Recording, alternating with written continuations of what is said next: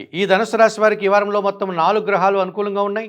మంచి ఫలితాలను, లాభాలను అందుకుంటారు. నూతన ఉద్యోగాలు రావడానికి కూడా అవకాశం కనిపిస్తుంది. తృతీయంలో చంద్ర సంచారం వల్ల జన సహకారము, అనుకోకుండా ఒక లాభము, ఒక శుభవార్తను అందుకునేటువంటి పరిస్థితి కనిపిస్తుంది. తృతీయంలో రాహువు సంచరిస్తున్నాడు. జన సహకారం బాగుంటుంది. విదేశీ వ్యవహారాలు బాగుంటాయి. నూతన ఉద్యోగాలు కానీ, నూతన వ్యాపారాలు కానీ ప్రారంభించుకోవడానికి సానుకూల వాతావరణం కనిపిస్తుంది. లాభంలో శుక్ర సంచారం వల్ల సృజన సహకారంతో చాలా కార్యక్రమాలు సునాయాసంగా పూర్తి చేస్తారు.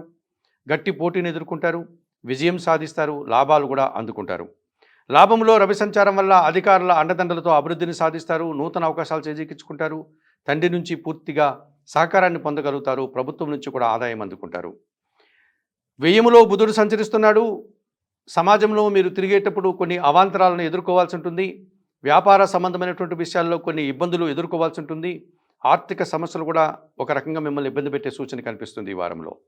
ఈ రాశి వారికి వారంలో ఆది, శుక్ర, శనివారాలు అనుకూలంగా ఉన్నాయి. దానాలు ఇచ్చేటువంటి క్రమంలో పెసర్లు కానీ, ఆకుకూరలు కానీ, కాయగూరలు కానీ బుధవారం రోజు పేదవారికి దానం చేయండి. స్తోత్రపారాయణ విషయంలో శ్రీరామరక్ష స్తోత్రం ప్రతినిత్యం చదువుకోండి.